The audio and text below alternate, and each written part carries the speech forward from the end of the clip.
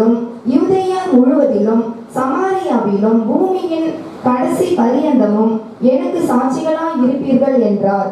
இவைகளை அவர் சொன்ன பின்பு அவர்கள் பார்த்து கொண்டிருக்கையில் உயர எடுத்துக் கொள்ளப்பட்டார். அவர்கள் கண்களுக்கு மறைவாக ஒரு மேகம் அவரை எடுத்துக்கொண்டது. அவர் போகிற போது அவர்கள் வானத்தை அண்ணாந்து பார்த்து கொண்டிருக்கையில் இதோ வெண்மையான வஸ்திரம் தரித்தவர்கள் 2 பேர் அவர்கள் அருகே நின்று, கலிலேயராகிய மனுஷரே, நீங்கள் ஏன் வானத்தை அண்ணாந்து பார்த்து நிற்கிறீர்கள்?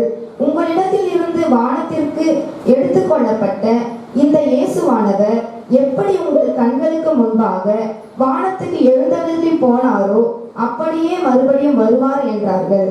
ஆமென். இப்போ வசனத்தை வாசித்து கேட்போம், நம்முடைய செய்தி கேட்போம். இயேசு கிறிஸ்து இந்த உலகத்தில் வாழ்ந்த போது நிறைய சம்பவங்களையும் உண்மை நிகழ்வுகளையும் அவர் சொல்லிக்கிட்டே வந்தார். அப்போ நான் போன முறை சொன்னேன், பேதுருவை குறித்து நான் பிரசங்கிச்சேன். பேதுரு பற்றி பேசினோம், எப்படி அவரை ஆண்டவருடைய ஊழியத்துக்கு கொடுக்கிறார். இந்த காலமுறையில் நாம் புரிந்து கொள்ள வேண்டிய ஒரு சத்தியம் இருக்கிறது. திருச்சபை என்பது திருச்சபைக்குள்ளே, திருச்சபைக்கு வெளியே அல்லது திருச்சபையை குறித்ததான சத்தியங்களை பவுல் அப்போஸ்தலர்கள், அதுக்கு இயேசு கிறிஸ்து எதெல்லாம் சொல்லிக் கொடுத்துட்டு போயிருக்கிறாரு அப்படிங்கிறத நாம் இந்த காலவரையில சிந்திக்க வேண்டும். ஆமென். இன்றைக்கு நிறைய சபைகள்ல வேத பாடம் இல்லை, வெறும் பிரசங்கங்கள் இருக்கிறதுனால விசுவாசிகள் வசனத்துல தெளிவில்லாம இருக்காங்க. ஆனா பிரசங்கமாகவும் இருக்கணும், வேதத்தை குறித்த அறிவு நமக்கு என்ன செய்யணும், இருக்க வேண்டும். அப்படி இருந்தால்தான் சபையானது வளர்ச்சி வரும், சபை வளரும். இல்லைன்னா சபை என்ன செய்யாது, வளர. அப்ப என்ன, இயேசுக்கு இந்த 40 நாள் அளவும் அதனுடைய அப்போஸ்தலர்களுக்கு மரித்து அடக்கம் பண்ணப்பட்டு உயிர் தெரிந்த இயேசு கிறிஸ்து தன்னை நிரூபித்து காட்டார். நான் உயிரோடு இருக்கிறேன் என்று சொல்லி எல்லாத்தையும் காட்டிக்கிட்டே வந்தார். அப்ப இயேசு கிறிஸ்து மரித்தார், அடக்கம் பண்ணப்பட்டார், 3ஆம் நாள் உயிர் தெரிந்தார்.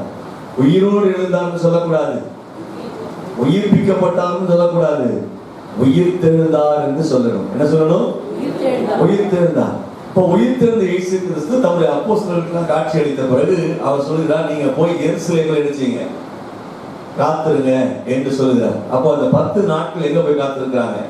எருசலேமில் காத்திருக்கிறாங்க. இந்த 40வது நாள்ல நடக்கிற சம்பவம் என்னன்னு கேட்டா, இயேசுவானவர் எடுத்துக்கொள்ளப்படுகிறார். இந்த 40 நாள் இயேசு கிறிஸ்து மரித்து அடக்கம் பண்ணப்பட்டு உயிர் தெரிந்த பிறகு 40வது நாளில் இயேசு என்ன செய்தார்? எழுந்தருளி எங்க போயிட்டாரு? பிதாவின் வலது பாரசத்துல உட்கார்ந்து இருக்கிறார், நமக்காக பரிந்து பேசுகிறார் என்று வேதம் நமக்கு சொல்லுகிறது. அப்போ எடுத்துக்கொள்ளப்பட்ட அந்த நாளை 40வது நாள் நாம் என்ன செய்யணும், சிந்திக்கிறோம். விளங்குதா? புரியுதா உங்களுக்கு? அப்போ அது என்ன சொல்றாரு, அப்ப எடுத்துக்கொள்ளப்பட்ட நாள் வரைக்கும் அவர் தம்முடைய அப்போஸ்தலர்களுக்கு போதித்துக் கொண்டே வந்தார், சொல்லிக் கொடுத்துட்டே வந்தார். அப்போ அவர் சொல்றாரு, இயேசுநாதர் செய்யவும் உபதேசிக்கவும் தொடங்கினார். இயேசு என்ன செய்தாரா? செய்யவும் உபதேசிக்கவும் தொடங்கினார். முதல் வசனத்துல என்ன சொல்லி இருக்குது பாருங்க, அப்போஸ்தலர்களுக்கு பரிசுத்தாவியினாலே கட்டளையிட்ட பின்பு. பரிசுத்தாவினால், அப்படியான இயேசு கிறிஸ்து பரிசுத்தாவியினால அப்போஸ்தலர்களுக்கு என்ன செய்தார்? கட்டளையிட்டார். என்ன கட்டளை? அவர் கட்டளையிட்டு சொன்ன எல்லாமே பரிசுத்தாவியில் நிறைந்து சொன்ன வார்த்தைகள். அப்ப இயேசு கட்டளையிட்டு என்ன சொன்னாரு? நீங்க பாத்தீங்கன்னா அந்த உயிர் தெரிந்த பிறகு 2வது வாரத்துல இயேசு என்ன செய்தார்? கலிலேயா கடற்கரைக்கு வந்து நீங்கள் வந்து என்ன செய்ய, வாங்க, புசிங்க, சாப்பிடுங்க என்று சொல்லி சாப்பாடை கொடுத்து, அதுக்கு என்ன செய்யணும், 10 அவருடைய பிரதான கட்டளையை கொடுத்து, நீங்க உலகம் போய் சகல ஜாதி என்ன செய்யுங்க, சுவிசேஷத்தை பிரசங்கிங்க என்று சொல்லி போனார் இல்லையா? நான் சொன்னத போன முறை பிரசங்கம் ஞாபகம் இருக்கா? அப்படியானால் இயேசு கிறிஸ்து சொல்றதான அந்த கட்டளை நிறைவேற்றுவதற்கு அவர் யாரால் அந்த கட்டளையை கொடுத்தாரு? பரிசுத்தாவியினால கொடுத்தார். பரிசுத்தாவி நிறைந்து இந்த கொடுத்த கட்டளை. அப்ப 40 நாள் அளவும் அவர் தன்னுடைய உயிர் தெரிந்தவராக அவர் தன்னுடைய மக்களுக்கு, தன்னுடைய சார்ந்தவர்களுக்கு, அப்போஸ்தலர்களுக்கு தன்னை வெளிப்படுத்திக் கொண்டே வந்தார். இப்ப நான் என்ன கேட்கிறேன், இயேசு மரித்தாரா, அடக்கம் பண்ணப்பட்டாரு இல்லையா? மரித்தார், அடக்கம் பண்ணப்பட்டாரு. உயிர் தெரிந்தாரா அல்லது செத்து போயிட்டாரா? ஆமென். இயேசு உயிர் தெரிந்தார். உலகத்துல ஒரே ஒரு மனிதன் உயிர் தெரிந்த ஒரே ஒரு நபர் யார்தான்? இயேசுநாதர் மட்டும்தான். வேற யாரும் என்ன செய்யல, உயிர் தெழவில்லை. ஆனா உயிரோடு எழுப்பி கொடுத்திருக்கிறார் இயேசுநாதர். செத்தவன உயிரோடு எழுப்பி இருக்கிறார். ஆனா திரும்ப அவனுக்கு சாவு உண்டு. புரியுதா உங்களுக்கு? ஆனா உயிர்த்தெழுதல் என்பது, முதல் உயிர்த்தெழுதல் என்பது இயேசுநாதர் மட்டும்தான். ஹல்லேலூயா, ஹல்லேலூயா. அப்ப அந்த உயிர்த்தெழுந்த இயேசு கிறிஸ்து அவர் நமக்கு என்ன சொல்லி போயிருக்காரு? இப்ப எடுத்துக்கொள்ளப்பட்ட போது வானத்தை அண்ணாந்து பார்த்திருக்கிற கலிலேய மனுஷரை பார்த்து, ஏன் நீ பார்த்துட்டு இருக்கீங்க? எப்படி எடுத்துக்கொள்ளப்பட்டாரோ அப்படி என்ன செய்வாரு? திரும்ப வருவாரு. அப்படியானால் சபையானது எதிர்பார்த்து காத்திருக்கிறது. அப்போஸ்தலர் வானத்தை அண்ணாந்து பார்த்து இருந்தாங்க, காத்துட்டு இருந்தாங்க. அது போல இன்னைக்கு இருக்கிற சபையார் எதை பார்த்து காத்திருக்கணும்? யாரை பார்த்து காத்துட்டு இருக்கணும்? யாரை பார்த்து காத்துட்டு இருக்கணும்? வானத்தை எண்ணாந்து பார்த்து வருகைக்காக என்ன செய்யணும்? காத்துக்கணும். அதை விட்டுட்டு எதை பார்த்து காத்துருக்கிறோம்? இப்போ நம்ம எதெல்லாம் பார்த்து காத்துருக்கிறோம்?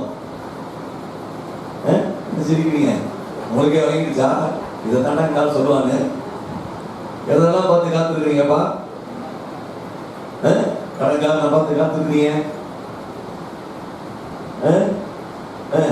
உங்க நான் சமீபத்தில் நானும் ஒரு பாஸ்டர் பேசிக்கிட்டு இருந்தோம். இன்னைக்கு பிசாசு சபையை வஞ்சிக்கிற விஷயங்கள 3. ஒன்று கண்களின் இச்சை. என்னது? ஆமா, கண்களின் இச்சை. பார்த்த உடனே இது இன்னும் அழகா இருக்குப்பா அப்படின்றீங்க பார்த்தீங்களா? அது கண்களின் இச்சை. மாம்சத்தின் பெருமை, அடுத்தது ஜீவனத்தின் பெருமை. இந்த 3 வச்சுதான் பிசாசு யார சோதிக்கிறான், யார இழுக்கிறான்? திருச்சபையை வஞ்சிக்கிறான், திருச்சபையை வஞ்சிக்கிறான். அப்போ இந்த 3 காரியத்தை நாம் ஜெயிச்சிட்டோம்னா, இந்த 3 காரியத்தை நாம் வெற்றி பெற்று விட்டோம்னு சொன்னால், அப்போ நம்முடைய கண்கள் யாரை பார்க்கணும்? கடவுள் மட்டும்தான் பார்க்கணும். ஆமென். இப்போ உங்க கண்கள் எதை பார்த்துட்டு இருக்குது? உன் பிரச்சனையை பெருசா பார்த்துட்டு இருக்க, உலகமா தெரியுது. உன் கடன் பெருசா தெரியுது, உன் வாழ்க்கை பெருசா தெரியுது. அடுத்த வேலைக்கு என்ன செய்வேன்னு தெரியாம யோசிச்சுட்டு இருக்கிற. நீ எதையெல்லாம் மறந்து இயேசு வருவார், வர வரையில் நான் சந்தோஷமா சம்பூர்ணமா இருப்பேன்னு சொன்னா பிரச்சனையே கிடையாது. ஆமென். நான் இப்ப சமீபத்துல நேற்றைய தினத்துல ஒரு நியூஸ், எனக்கு ரொம்ப வேண்டப்பட்ட ஒரு சகோதரி இறந்து போயிட்டாங்க. ஆனா அவங்களுடைய மரணத்தை நான் சாவனை போய் பார்க்க முடியல. ஏன்னா எனக்கு போன் பண்ணாங்கன்னா அந்த டைம் எனக்கு ஒரு கொலையில சூழ்நிலைகள் சரியாக போக முடியல. நான் அப்போ அவங்களை பத்தி பேசி யோசிச்சுட்டு இருந்தேன். அவங்க அருமையான சகோதரி, நல்ல ஊழியம் செய்தாங்க. எந்த ஊழியத்துல எதுவுமே குறை எதுவும் கிடையாது. ஆனா நல்ல சொத்துக்காரி, நல்ல சொத்து இருந்துச்சு, சொத்து இருக்கு, இப்போ இருக்கு. ஆனா என்ன, அவர் குழந்தை இல்லை. அவருக்கு என்ன இல்லை? குழந்தை இல்லை. சொத்து இருந்துச்சு, குழந்தை இல்லை. அவரும் இறந்துட்டாரு, இந்த அம்மாவும் இறந்துட்டாங்க. இப்போ அந்த மற்ற பிள்ளைகளுக்கு போய் சேரும். மற்ற பிள்ளைகளுக்கு அக்கா தங்கச்சி பிள்ளைகளுக்கு ஏதோ போகணும்னு வச்சுக்கலாம் புரிஞ்சுட்டு. ஆனா இப்ப என்ன நடந்துட்டு, நான் என்ன சொல்லுவேன், எப்படி சொல்லுவேன்னா, பாடுபட்டு தேடுறீங்க, உழைக்கிறீங்க, வீடை கட்டுறீங்க, சொத்தை சேர்க்கிறீங்க, அதை அனுபவிக்கிறதுக்குள்ள நீங்க செத்து போயிருவீங்க. வருத்தமா இருக்கு. நான் சொல்றது புரியுதா உங்களுக்கு? கொஞ்சமாவது மூளையை செலவு பண்ணி அதை வெள்ளக்காரன் என்ன செய்வான்னா 6 மாசம் உழைப்பான், நாயா பேயா உழைப்பான், காசு நல்லா சேர்த்துப்பான். அடுத்த 6 மாசம் என்ன செய்வான், இந்தியா, பாகிஸ்தான், ஆப்பிரிக்காவில் போய் ஜாலியா ஊர் சுத்திட்டு சாப்பிட்டு என்ன செய்வான், வருவான். ஆனா நீங்களும் சாப்பிட மாட்டீங்க, சாப்பிடவே விட மாட்டீங்க.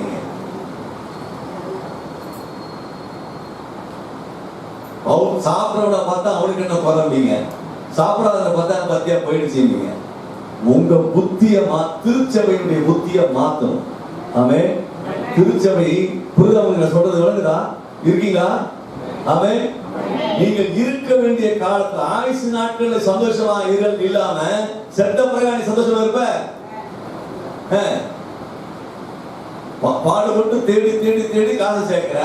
40 வயசுல சக்கரை வந்துருச்சுன்ற, அவன் 40 வயசுல என்ன வந்துருன்ற, பிரஷர் ஏறுதுன்ற.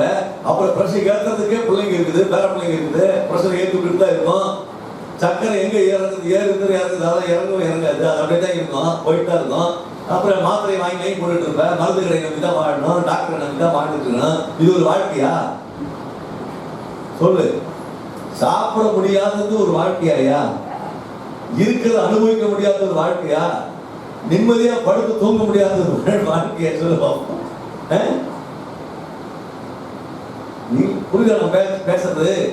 இருக்கிற காலத்துல சந்தோஷமா இருக்க பழக வேண்டும். வேதம் அப்படித்தான் சொல்லுது. வேதம் எப்படி சந்தோஷமா இருப்ப?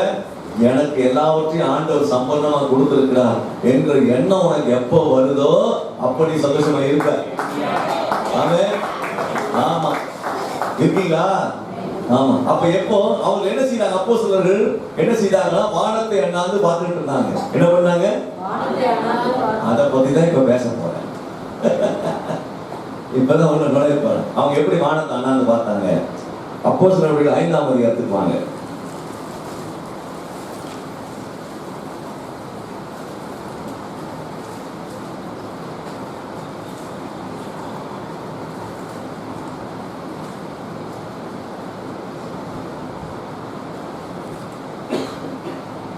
முதல் 2ஆம் வசனம் படிங்க.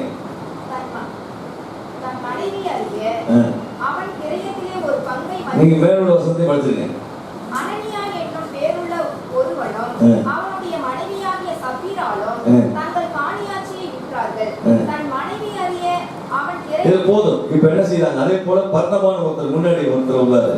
அவரு இப்ப என்ன பண்றாங்கன்னா, அந்த காலத்துல இயேசுநாதர் இந்த வரண்டு போயிட்டார்ல, வானத்தை எண்ணாந்து பார்த்துட்டு நம்ம எப்படி எடுத்துக்கொள்ளப்பட்டாரோ அப்படியே நான் திரும்ப வருவேன்னு சொல்லிட்டு போயிட்டார். புரியுதா? இயேசுநாதர் சர்ச்சுக்கு சொன்ன விஷயங்கள், திருச்சபை மக்களுக்கு சொன்ன விஷயத்த இன்னைக்கு நாம கடைபிடிக்கிறது இல்ல. சொத்துக்கு பின்னாடி சுத்துறீங்க, நீங்க மண்ணுக்கு பின்னாடி சுத்துறீங்க. புரியுதா உங்களுக்கு? காசுக்கு பின்னாடி சுத்துறீங்க. அதெல்லாம் உங்களுக்கு சதம் கிடையாது. உன் பாக்கெட்ல நீ 1000 ரூபாய் வச்சுக்கிட்டு செத்து போயிட்டு அந்த 1000 ரூபாய் எடுத்துக்கிட்டு தான் அவனை புதைப்போம். காதுல மூக்குல நீ என்ன போட்டாலும் நான் பிறந்ததுல இருந்தே போட்டுட்டு இருக்கேன். இப்ப எல்லாம் புட்டா விட்டாலும் சரி, நாங்க காதை அறுத்துட்டு அவன் என்ன செய்வோம்? இந்த வந்ததுல சாவப்பட்டு பேசிக்கணும். என்ன ஆச்சுட்டாருங்க? சாவுன்னு சொன்னா செத்துற போறீங்க, கசப்புன்னு சொன்னா வாய் கசக்காவ போகுது, இனிப்புன்னா வாய் இனிப்பா போகுது. சொல்ற விஷயத்துக்கு நீங்க கருத்து, இது கருத்து சுதந்திரம், கருத்தான விஷயங்களை புரிந்து கொள்ளுங்க. நம்ம எப்படி இருக்கன்றதுக்காக நான் சொல்றேன். அப்ப என்ன, இயேசு கிறிஸ்து வரண்டு போனாரு. இவங்களும் சீசர்களும் வான தூதர்களும் சொல்றாங்க எப்படி எடுத்துக்கொள்ளப்பட்டார் அப்படின்னு நினைச்சுவாரு, திரும்ப வருவாருன்றாரு. ஏன் பேசினா வர போறாரா அப்படின்ற எண்ணம் எல்லாருக்கும் பதிந்து விட்டது. வானத்தை அண்ணாந்து பார்த்திருந்த பரிசுத்தவான்களுக்கு, அப்போஸ்தலர்களுக்கெல்லாம் மூல முழுசும் மனசு முழுசும் இயேசு திரும்ப வருவார், இயேசு திரும்ப வருவார்னு சொல்லிக்கிட்டே இருந்ததுனால உலக விஷயத்திலும் பாவத்திலையும் பணத்திலையும் சொத்திலையும் அவருக்கு என்ன இல்லை, மனசு போகல. இப்ப நாங்க பேசுற பிரசங்கத்துல ஆண்டவர் உனக்கு சொந்த வீட்டை தருவார் அப்படி பிரசங்கம் பண்ணி அனுப்புறோம். நீ இங்கிருந்து போகும்போது சொந்த வீட்டுக்கு என்னடா ரூட் போட்டு என்ன செய்றீங்க, பிளான் பண்றீங்க. புரியுதா உங்களுக்கு? இயேசு வருவார்னு பிரசங்கம் பண்ணி ஆயத்தமான்னு சொல்லியிருந்தா சொந்த பத்தி உனக்கு என்ன வருமா? என்ன இல்ல. அப்ப இன்னைக்கு பாதி பிரசங்கம் உபதேசம், பாதி சர்ச்சின்னு சொல்ற போர்வையில் இருக்கிற துருபதேச ஆட்கள் எல்லாம் வீடு வாங்குவேன், கார் வாங்குவேன், பங்களா வாங்குவேன் சொல்லியே இன்னைக்கு சபையை குட்டிசலாக்கிட்டாங்க. விளங்குதா? ஆனா என்ன செய்யணும்? இப்போ என்ன பண்ணணும்? என்ன பண்ணணும்? என்ன பண்ணணும்? திருச்சபையை என்ன செய்யணும்? திருச்சபையில சொல்லுகிற சத்தியத்தை கவனமா கவனித்து வேதம் நமக்கு என்ன போதிக்கிறதோ அதை கை கொண்டு வாழ்ந்தால் பிழைச்சோம். ஆமென். அப்ப என்ன சொல்றது? ரொம்ப தெளிவா சொல்லி இருக்கிறாரு. இயேசு சொல்லி போனதும் சீஷர்கள் சொன்னதும் நான் வர போறேன் அப்படின்னு சொல்லிட்டு போயிட்டாரு. இவங்க வானத்தை அண்ணாந்து பார்த்துருக்காங்க. வானத்தை பார்த்த மனிதர்கள் இயேசு வருவார், இயேசு எடுத்துக்கொள்ளப்பட்டதை கண்ணால பார்த்த மனுஷங்க எப்படி இயேசு என்ன செய்வாரு? இப்படி எப்படி போனா அப்படி வருவாராம். அப்ப இந்த இடத்துல தான் போனாரு, இங்கதான் வருவாரு. புரியுதா? இங்கதான் ஏறி போனாரு. ஏறி போனது நம்ம பார்த்தோம். அப்ப தூதர்கள் சொன்னாங்க, அப்ப நம்ம இந்த இடத்துக்கு என்ன செய்வார்? வருவார். நம்ம எங்க இருக்கு சொல்லிட்டு போயிருக்காரு? எருசலேம்ல இருன்னு சொல்லிட்டு போயிருக்காரு. நம்ம எருசலேம்ல இருப்போம் என்று சொல்லி எல்லாம் எருசலேம்ல இருக்கிறாங்க. பரிசுத்த ஆவியானவர் இறங்கி பொழியப்படுகிறார். நிறைய வந்துருச்சு. இப்ப இயேசுநாதர் சொன்ன மாதிரி அந்த எருசலேம்ல தங்கி இருக்காங்க. தங்கி இருக்கும் போது என்ன செய்யறாங்க? இருக்கிற காசெல்லாம் சாப்பிட்டாச்சு, சாப்பாட்டுக்கு வழி கிடையாது. இருக்கிற காசு என்ன செய்யறாங்க? சாப்பிட்டுட்டே இருக்காங்க. என்ன செய்யறது தெரியாம இருக்கிறப்ப பர்னபான்னு ஒரு மனுஷன், யார் அவன் பேரு? பர்னபான்னு ஒரு ஆள் என்ன செய்யறா? சொத்தை வித்து கொண்டு வந்து அப்போஸ்தலரை பாதத்துல வைக்கிறான். என்ன செய்யறான்? சொத்தை வித்து. எதை வித்து? எதை வித்து? எதை வித்து? சொத்து சேர்த்தா சொத்தை வித்தா? தப்பா புரிஞ்சுக்கிறீங்க. சொத்தை வித்தா சொத்தை சேர்த்தா? சரிதான், புரியுதா? இன்னும் என் பாதி தூக்கத்தில் இருக்க. சொத்தை வித்தா சொத்தை சேர்த்தா. சர்ச்சுக்குள்ள வந்தா மட்டும் சொத்து சேர்க்கணும் எப்படியா என்ன வரும்? சர்ச்சுக்குள்ள வந்தா சொத்தை விற்கணும்னு தான் என்ன வரணும்? ஒரு முடிவில் வந்திருக்காரு. ஏசுநாதர் வருவாருன்னா போவான்னு சொல்றவன் சொத்தை வித்துட்டு வரணும். சொத்தை வித்துட்டு அதை வித்து கொண்டு வந்து யார் கையில கொடுக்கணும்? யார் பாதத்துல வைக்கணுமா? அப்போஸ்தலருடைய பாதத்துல வச்சான். எங்க வச்சான்? அது பாதத்துக்கு தான் சரி. நீ வச்சிருக்கிற அத்தனை சொத்தும் எங்க காலுக்கு சமம். இப்படி சொல்லாத தப்பா நினைச்சுக்காது. நான் அப்படிதான் சொல்லுவேன். பைபிள் எப்படி சொல்லுது? என்ன எல்லாரும் கெட்டவங்க தான் சொல்றாங்க இப்ப பாஸ்டர்ஸ் எல்லாம். அதை பத்தி எனக்கு கவலை இல்லை. பைபிள் சொல்றத சொன்னா கோவம் வருது. என் கூட இருக்கிற பாஸ்டர்ஸ் நீ இப்படி பேசு. இருக்கிறத சொன்னா உனக்கு ஏன் வருத்தமா இருக்கு? டாக்டரா போல சோப்பு போட எனக்கு தெரியாது. நான் வாத்தியாராவே 30 வருஷம் 35 வருஷம் வாத்தியாராவே இருந்துட்டேன். இதுக்கு பிறகு நான் சோப்பு போட்டு வாங்கணும். என்ன இருக்கு? சோப்பு போட்டு உன்னை காசு வாங்கி என் பாக்கெட்ல வைக்கிறதுக்கு எனக்கு என்ன இருக்குது? எனக்கு தேவையே இல்லை. வயசும் ஓடி போச்சு. எனக்கு எல்லா வசதியும் கத்த கொடுத்துருக்காரு. எனக்கு தேவைக்கு வந்து சேர்ந்துருது. நான் ஏன் பிச்சை எடுக்கணும்? நான் ஏன் உன்னை சோப்பு போடணும்? நான் கேட்கறது புரியுதா உங்களுக்கு? நான் புள்ள குடிக்கு சேர்க்கணும், சொத்து சேர்க்கணும் தான் சோப்பு போடணும். எனக்கு தான் வேணாங்கிறேன். சொல்றது புரியுதா உங்களுக்கு? நான் பேசுறது புரியுதா? அப்ப என்ன வித்து கொண்டு வந்து அப்ப சொல்ல வர்ணவா எவ்வளவு சொத்து வித்தான்னு தெரியாது. ஆனா கொண்டு வந்து எங்க வைக்கிறான்? அப்போஸ்தலருடைய பாதத்துக்கு சமம் சொத்து. உன் மண் வச்சிருக்க, உன் மண் இருக்க, நீ வாங்கி இருக்கிற சொத்து, வாங்கி இருக்கிற வீடு, கட்டி இருக்கிற வீடு எல்லாம் எங்க பாதத்துக்கு சமம்.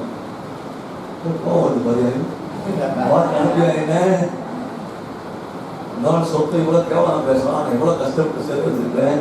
என் பிள்ளைகளுக்கெல்லாம் பசிய பட்டிமா. உன் பிள்ளைங்க பாவம். உனக்கு பிறந்ததுக்கு பாவம். அதுக்கு கஞ்சை கொடுத்து சொத்து சேர்க்கிறேன். அதுக்கு வாங்கி கொடுக்காத இல்லைன்னு தொத்தி விட்டுட்டு என்ன செய்ய சொத்து சேர்க்கிறேன். அது பாவம். அது உன் பிறந்ததோட வேற என்ன பாவம் பண்ணிச்சு? எதுக்கு உனக்கு அந்த சொத்து? கேட்கறது புரியுதா இல்லையா? நிறைய பேர் எனக்கு தெரிஞ்ச நண்பர்கள்லாம் இருக்காங்க. ஆளுங்க எப்போ சொத்தை பத்தியே பேசிட்டு இருப்பான். நான் சொத்து கேட்டா போட்டு அலையிறீங்க. அதாவது சில ஏரியா ஆட்கள் இருக்குது, சில ஊருக்காரர் இருக்காங்க, சில டிஸ்ட்ரிக்ட் இருக்குது. அந்த எப்பயுமே சொத்தை தான் பேசிட்டு இருப்பான். சொத்து சேர்க்கறதுலாம் புரியா இருப்பான். காசு வந்து செலவே பண்ண மாட்டான். பிள்ளைங்க பாருங்க பஞ்ச பந்தேசியா இருக்கும், காஞ்சி தீஞ்சு போயிருக்கும். நம்ம பசங்க பாருங்க செழிப்பா இருக்கும். சொல்றது புரியுதா உங்களுக்கு? ஏன்னா சரியா வாழ வேண்டிய காலங்களில் நீங்க ஏன் சாகணும்னு கேட்கிறேன். வாழ வேண்டிய காலங்களில் நீங்க ஏன் பசியும் பட்டினா கிடக்கணும்னு கேட்கிறேன். நீங்கள் உங்களுக்கு அந்த ஆசைப்பட்டதை சாப்பிடறதுக்கு உங்களுக்கு முடியல, காசு இல்லை. நீங்க உங்களுக்கு புத்தீனமாய் செய்த காரியத்தை நீங்கள் மாற்றிக் கொள்ளுங்க. நீங்க ஆண்டவருக்கு திரும்பி வாங்க. ஆண்டவர்கிட்ட திரும்பி வாங்க. ஆண்டவரே, என்னுடைய முட்டாள்தனத்தினால் நான் அழுது போனேன். இனி அப்படி இருக்க விரும்பல. என்னை ஆசீர்வதியும் கேளு. கர்த்தர் நீ விரும்புறதை சாப்பிடுவேன், விரும்புறதை உடுத்துவேன், விரும்புற வாழ்க்கை கிடைக்கும். பரவா கொடுத்து கொடுக்க சொத்தை வித்தைக்கு கொடுத்து வைக்க அப்போஸ்தலருடைய பாதத்துல வைக்க. இதுதான் பெந்தகோஸ்தே. நான் சொல்றது புரியுது அவனுக்கு? போன வாரம் பெந்தகோஸ்தே பண்டிகை கொண்டாடணும்ல. அந்த பெந்தகோஸ்தே நாளுக்கு பிறகு நடந்த சம்பவம் என்ன? சொத்தை சொத்தாக மதிக்காம குப்பையாய் எண்ணி கொண்டு வந்து அப்போஸ்தலருடைய பாதத்தை வைத்ததான நாட்கள் தான் அந்த பெந்தகோஸ்தே நாட்கள். இருக்கீங்களா? எல்லாம் அந்நிய பாஷை பேசுறீங்களா? கையை தட்டுறீங்களா? அந்நிய பாஷை பேசுறீங்களா? அபிஷேகத்தில் நிறையீங்களா? நான் வரும்போது ஒரு பெந்தகோஸ்தே சர்ச்சை பார்த்தேன். பாட்டு சத்தம் பெருசா இருக்குது. ஒரு எல்லாம் நின்று இருக்கானுங்க. ஒரு ஆள் ஆசையா கேட்டா அது பெந்தகோஸ்தே. பரிசுத்தாவிலே நிரப்பப்பட்ட வாழ்க்கை உனக்கு இருந்தா, பரிசுத்தாவின் நிறைவு உனக்கு இருந்தா, உலகத்தை தானா நீ வெறுத்துருவ. வெறுப்பு உனக்கு வந்துடும். வெறுப்பின் சீவியம் உனக்கு என்ன செய்யும்? வந்துடும். ஆசாபாசங்கள் செத்துரும். ஆசாபாசங்கள் இருக்கிறதுனால நீ தானே நீ சொந்த அண்ணன் தம்பியை பகைக்கிற, சொத்தை திருடுற, ஒரு டம்ளரை தூக்கி ஒழிச்சு வச்சுக்கிற, ஒரு சின்ன டைம் பீஸ் எடுத்து பைக்குள்ள போட்டுக்கிற, மணிப்பூர் எடுத்து கையில் எடுத்து வச்சுக்கிற. எண்ணுதுன்னு எல்லாமே எண்ணுது சேர்க்கறதுக்கு காரணம் என்ன? பரிசுத்த ஆவியானவர் இருந்தா அப்படி என்ன செய்யாது? நடக்காது. பரிசுத்த ஆவியானவர் இருந்தா அவர்கள் எல்லாவற்றுக்கும் உதவி செய்கிறவரா இருப்பாங்க. அவர்கள் தங்களுடைய பொருளை பெருசா நினைக்க மாட்டாங்க. அவங்க கொண்டு அப்போஸ்தலரை பார்த்து கொண்டு வச்சாங்க. ஆனா இன்னொரு குடும்பம் இருந்துச்சு, நிறைய பேர் எல்லாம் கொண்டு வச்சாங்க. ஒரு குடும்பம் கொண்டு வைக்குது, முதல்ல வீட்டுக்காரன் கொண்டு வைக்கிறான், பாதி வஞ்சித்து வைத்து கொண்டானா. என்ன பண்ணானா? ஆமா, சபைக்குள்ள சில வஞ்சிக்கிற கிரிமினல்ஸ் இருக்காங்க. சபைக்குள்ளதான் அங்கே முதல் நூற்றாண்டுல முதல் சர்ச்சிலே இருந்துச்சியா, வேற எங்கேயும் நான் சொல்ல. முதல் சர்ச்சு, முதல் நூற்றாண்டு சொல்றது புரியுது உங்களுக்கு? முதல் நூற்றாண்டு முதல் சர்ச்சு. அப்ப அந்த சர்ச்சில் அவங்க யாருன்னா அனனியா சப்ரா இருந்தாங்க. அவங்க முதல் அந்த சொத்தை வித்து, நான் கேட்கிற சொத்தை வித்து கொடுன்னு கேட்டாங்க. யாராவது நீ தானே வித்த, கொடுத்து உண்மையா கொண்டு கொடுக்கணும்ல, ஏன் போய் சொல்ற? உடனே சொல்றாங்க, அவர் கேட்கிற பேதுரு, பரிசுத்த ஆவியினிடத்தில் போய் சொன்னது என்ன? இதுவரை பேதுரு தான், இதுக்கு முன்னாடி சீமோன் பேதுரு, இதுக்கு அதுக்கு முன்னாடி நீ பேதுருவா இருக்கிறாய் என்று சொன்னார். அதுக்கு பிறகு சொல்லும்போது நீ சீமோனா இருக்கிறாய் என்று சொன்னாரு. நீ சாதாரண மனிதன் தான், எதுவரையிலும் பரிசுத்த ஆவியின் அபிஷேகம் பெறுகிறவரை, காத்திருந்து கர்த்தருடைய வல்லமையை பெறுகிறவரை, பெந்தெகோஸ்தே நாள் என்ற நாள் வருகிறவரை அவன் சாதாரண ஆர்டினரி மேன். ஆனா பரிசுத்த ஆவியானவர் நிரப்பப்பட்ட ஒரு தேவதாசன் இடத்துல வந்து ஒரு விசுவாசி போய் சொன்னான். கர்த்தர் சொல்றாரு, அவன் கேட்கிறான், நீ பரிசுத்த ஆவியினிடத்துல போய் சொன்னது என்ன? இன்னைக்கு நிறைய விசுவாசிகள் ஊழியக்காரன்ட்ட பொய்யா பேசுறீங்க, அது உங்களுக்கு சாபமா முடியும். விசுவாசிகள் சபிக்கப்படுறதுக்கான காரணம், தயவு செய்து இது சத்தியம், புரிந்து கொள்ளுங்க. அவங்க உங்க சபை போஸ்ட் சொல்ல மாட்டாங்க. ஏன்னா அவங்க வந்து உங்களுக்குள்ள மாதிரி நினைச்சு எப்படியோ போட்டு போக்குவாங்க. நான் சத்தியத்தை பேசித்தான் அவன் என் தலையெழுத்து. என்கிட்ட சொன்னதை நான் சொல்லனா ஆண்டவர் என்ன அடிப்பாரு. எனக்கு வர வேண்டிய எதுவுமே என்ன செய்ய வராது. நான் உன்னை எதுக்கு பயன்படுத்துறேன் அதை போய் சொல்றானா, நீ சொல்ல மாட்டேங்கிற. நீ இன்னொருத்த வச்சுக்கிறேன் பாரு, இன்னொருத்தனை ஏற்படுத்துறேன் போடாங்க, என்ன தள்ளி இன்னொருத்தர் கொண்டு வந்துருவார். நான் என்ன சொல்றேன், என் கடவுள் சொல்றேன் சொல்லிட்டு போறேன். எனக்கு என்ன, உங்களால எனக்கு என்ன கிடைக்கும் போது? இன்னைக்கு ஒரு சின்ன தீ கூட வரல, என்னன்னு தெரியல.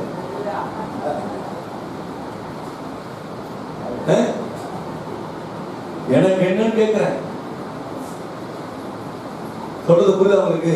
அப்ப என்ன, சத்தியத்தை சத்தியமாய் சொல்லுகிறது என்னுடைய பழக்கம். நீ கேட்டாலும் கேட்கலாம் சொல்லிட்டு போறேன். இந்த மண் சாட்சி, இந்த இடம் ஆசீர்வதிக்கப்படும்.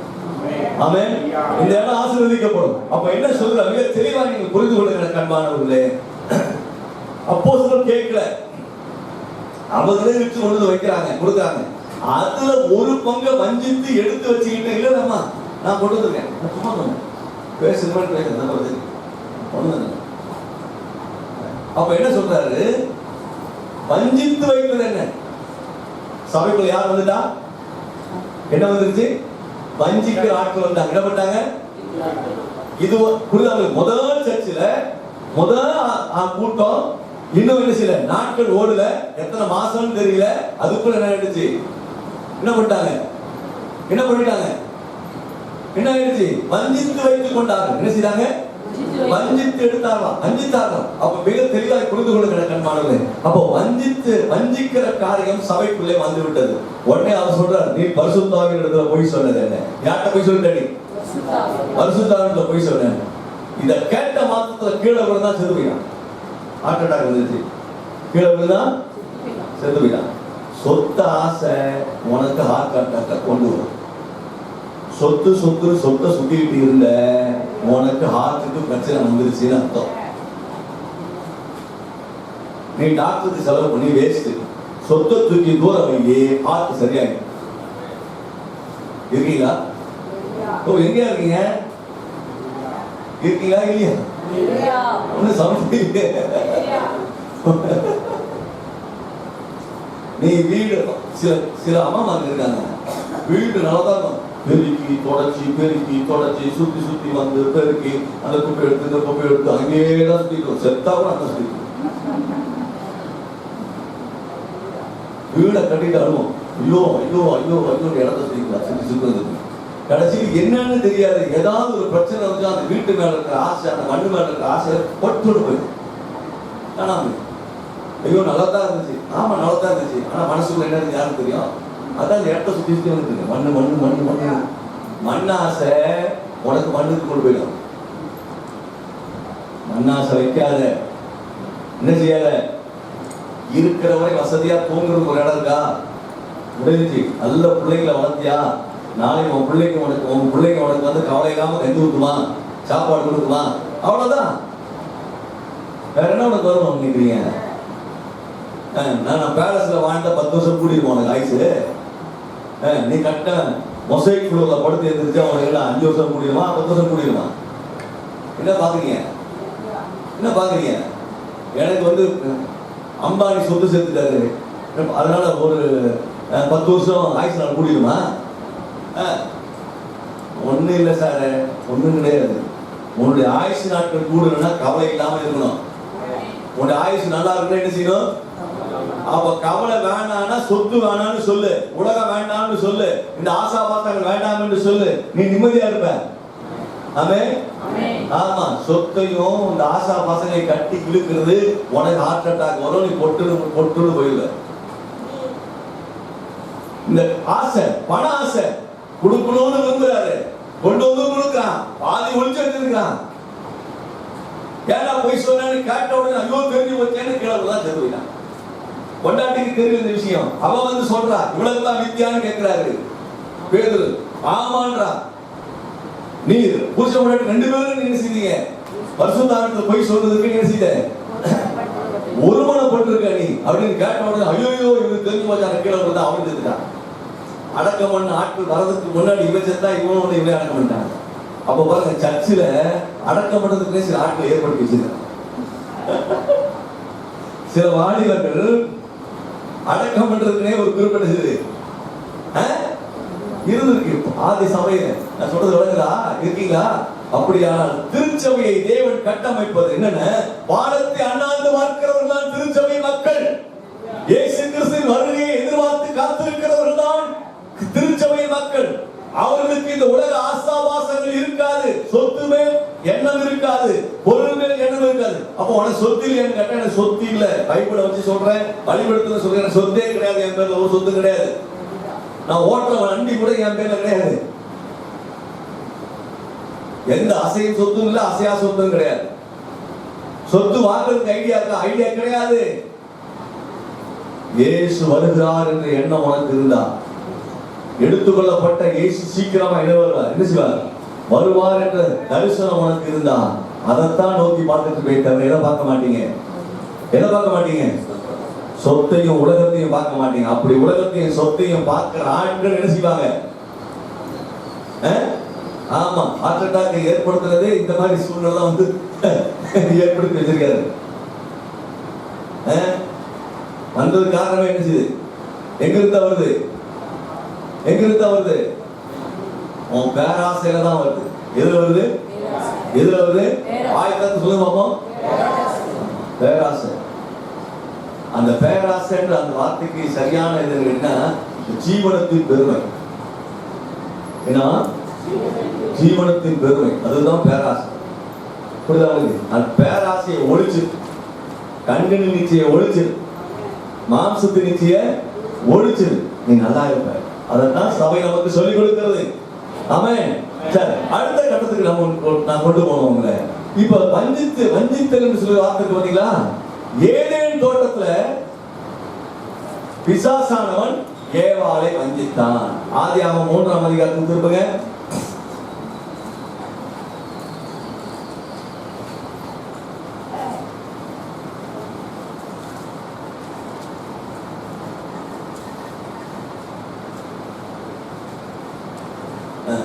படிங்க.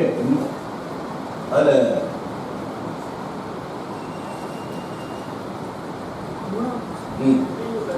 ஆனாலும் தோட்டத்தின் தேவனாகிய கர்த்தர் உண்டாக்கின சகல காட்டு ஜீவனை பார்க்கிலும் சர்ப்பமானது தந்திரமுள்ளதா இருந்ததா? தந்திரம் உள்ளது அப்படின்னு. அடுத்த 7ஆம் வசனம்.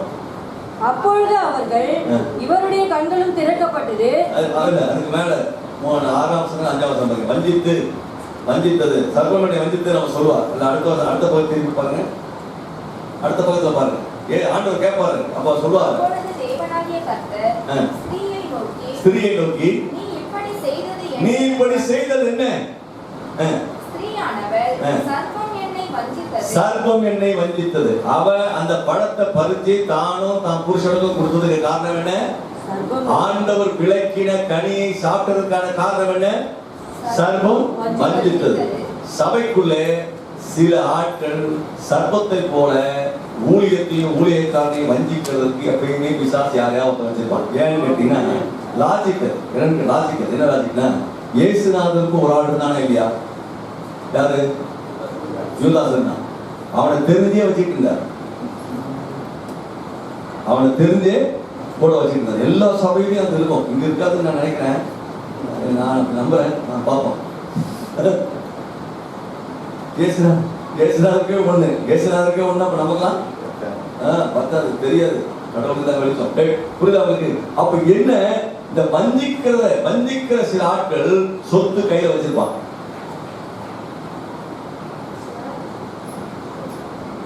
அந்த சொத்தை காட்டி ஊழியத்தை என்ன செய்யலாம்? ஊழியக்காரன் என்ன செய்யலாம்? விசுவாசிகள் என்ன பண்ணலாம்? சபையை என்ன பண்ணலாம்? இப்படி பிசாசு சில நேரத்துல செய்யுது. இந்த பாஸ்டர்ஸ் இப்ப நிறைய துருபதேசம் வந்தது காரணம் அதுதான். ஏன்னா உங்களுக்கு ஒரு தெளிவு வரணும். உபதேசம் என்னன்னு தெரியும். இந்த உபதேசத்தில் இருக்க ஆட்கள் துருபதேச ஆட்கள் பாருங்க, பணத்தை தான் காட்டுவானுங்க. செயின் பெருசா போட்டுருவான். அது என்ன செய்யணும்னு தெரியாது, கழுத்து இருக்கிற மாதிரி இருக்கும். அது இரும்புல போட்டு தங்கமெல்லாம் போடுறானா அது உண்மையாவே ஒரிஜினல் தானா தெரியாது. ஆனா போட்டு கர்த்தருடைய ஆசீர்வதிக்காரு. அப்ப கர்த்தருடைய ஆசீர்வதிக்காரா நீ கழட்டி போடணும்ல செய்யல. எங்க ஒன்று போடணும்? காணிக்கையில போடணும். விசுவாசிக்கு ஏதாவது கொடுக்கணும், இல்ல போற சபைக்கு கொடுக்கணும். சபை கொடுக்குற காணிக்கை மட்டும் ஏன் வாங்குற? நானே சில நேரத்தில் வாங்குறது இல்லையா? இப்பதான் நான் வாங்குறேன், முதல்ல வாங்குறதே கிடையாது. வழி கட்டாயப்படுத்தலாம். சரி, எங்க வீட்டு மற்ற ஆட்கள் வாங்குங்க பாஸ்டர், சரி அதெல்லாம் வாங்கிக்குவோம் நமக்கு செலவுக்கு. மற்றபடி என்ன செய்யல, சில ஆட்கள் வேண்டாண்டு போய் வேணாயா நீங்க சபைக்கு பயன்படுத்திங்க. சமீபத்தில் ஏதோ ஒரு இடத்துக்கு ஊழியத்துக்கு போனா கொண்டு கொடுத்தாங்க, ஐயா நீங்க ஊழியத்துக்கு பயன்படுத்திங்க கொடுத்துருவாங்க. சமீபத்தில் என்னன்னு ஞாபகம் இல்லை. அது மாதிரி அப்ப என்னன்னு கேட்டீங்க, ஒரு விஷயம் புரிந்து கொள்ளுங்க. உலக ஆசையும் ஆசா பாசமும் ஒருத்தருக்கு எவனுக்கு வருதோ அவன் பரலோக ராஜ்யத்தை அண்ணாந்து பார்க்கறவன் இல்ல, அவன் பூமியை பார்க்கறவன். ஒரே ஒரு விலங்கு தான் பூமியை பார்த்துட்டே இருக்கும்.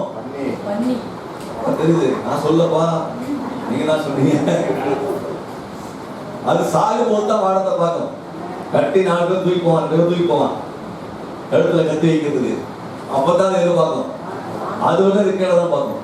மண்ணை பார்த்துக்கிட்டு இருக்கிறவன், இந்த உலகத்தை பார்க்கிறவன் அதுக்கு சமம். விளக்குதா? அப்ப எதை நீங்க பார்க்கணும்? எதை பார்க்கணும்? கலிலேயராய் மனுஷரே, வானத்தை அண்ணாந்து பார்த்து கொண்டிருக்கிறீர்கள். இப்படி எடுத்துக்கொள்ளப்பட்ட இயேசு மீண்டுமாய் இப்படியே வருவார் என்று சொல்லி வான தூதர்கள் அப்போஸ்தலர்களுக்கு கலிலேய மனுஷருக்கு சொல்லி போயிருக்கிறாங்க. நாம் வானத்தை அண்ணாந்து பார்க்கிற ஜாதி, நாம் வானத்தை அண்ணாந்து பார்த்து கொண்டிருக்கிற ஜாதி, பூமியை பார்த்து கொண்டிருக்கிற மக்கள் அல்ல, நாம் வானத்தை பார்க்கிற மக்கள். ஆமென். ஹல்லேலூயா, ஹல்லேலூயா. நீ பூமியை பார்த்துட்டு இருக்கிறன்னா, நீ காசு வச்சிருக்கலாம், சொத்து வச்சிருக்கலாம், நீ சொத்தை விற்கலாம், விற்காம போலாம், நீ கொண்டு கொடுக்கலாம், எங்களுக்கு நல்லவனா நடிக்கலாம், நல்லவன் இல்லாத போலாம், எப்படி வேணா வச்சுக்க. ஆனா ஒண்ணு, நீ வானத்தை பார்க்கிற ஆளாய் மாறு, நீ பூமியை பார்க்கிற ஆளா இருக்காது. யார பாரு, யார பாரு. எப்பா இங்க என்ன நடக்குன்னு தெரியாது, நீங்க எப்ப நாளைக்கு என்ன இருந்தாலும் தெரிஞ்சுதான் பேசலாம்னு சொல்லக்கூடாது. இது இந்த வாரத்துடைய செய்தி. எப்பயுமே ஒரு வாரத்துடைய செய்தியை அன்னைக்கு நான் எடுப்பேன். அதாவது தொடர்ச்சி நீங்க பார்த்துடுங்க. அதாவது இயேசுநாதர் மரித்தார், அடக்கமாட்டார், உயிர்த்தெழுந்தார், உயிர்த்தெழுந்த பிறகு அப்படியே தொடர்ச்சியில அந்த தொடர் செய்தி இது. புரியுதா உங்களுக்கு? இது தொடர் செய்தி. இது உங்க சபைக்கு மட்டும் இல்லை, இது நான் எடுக்கிற, எனக்கு கொடுக்கிற, எனக்கும் என் சபைக்கும் என் மக்களுக்கும் கொடுக்கிற இது தொடர் செய்தி. ஆமென். ஹல்லேலூயா. அதனால இது உங்களுக்கும் உரியதுதான். நீங்க புரிந்து கொள்ளுங்க. எனக்கு அன்பானது, சொத்தை வித்து கொண்டு எங்க வச்சானுங்க? எங்க வச்சாங்க? அப்போஸ்தலர் பாதத்துல வச்சாங்க. ஆமென். ஹல்லேலூயா. அப்படியானால் நான் சொல்லுவேன், உங்க சொத்து எங்க பாதத்துக்கு சமம், உன் கோடி என் பாதத்துக்கு சமம். ஆமென். நீ பரலோகத்துக்கு போகணும்னு ரெடி ஆகிட்டு வந்துட்டா உன் சொத்து எங்க வந்துருந்தோம். நீ வித்துலாம் கொடுக்க வேணாம், எங்க பாதத்துக்கு, எங்க பாதம். அதனாலதான் பாத்தீங்கன்னா இன்னைக்கு சாமியாருக்கெல்லாம் காவி போட்டுட்டோன்னே காலுக்கு பூஜை போட்டுறானுங்க. எங்கிருந்து வந்துச்சு இதெல்லாம்? முதல் சபையில பாத பூஜை பண்ணது யாரு? யாருக்கு? அப்போஸ்தலருக்கு. புரியுதா உங்களுக்கு? முதல் சபையில பாத பூஜை பண்ணினது 12 அப்போஸ்தலருடைய பாதத்துல சொத்தை பணத்தை கொண்டு வந்து வச்சு, சொத்தை வித்து பணத்தை கொண்டு வந்து வச்சு பாத பூஜை பண்ணிட்டு போனானுங்க. இருக்கீங்களா இல்லையா? எங்கேயோ கனெக்ட் பண்றாரு, அதெல்லாம் யோசிக்காதீங்க, உண்மை தானே. ஆனா நீங்க என்ன நினைக்கிறீங்க? இந்த செருப்பு போடாம நடக்கணும்னு பாக்குறீங்க, நாங்க ஷூ புதுசா வாங்கின புதுசா ஷூ வாங்கிருக்கான்னு பாக்குறீங்க, சாக்ஸ் போட்டா புது சாக்ஸ் போட்டிருக்கான்னு பாக்குறீங்க, மேல இருந்து கீழே வரைக்கும் கணக்கெடுக்கிறீங்க.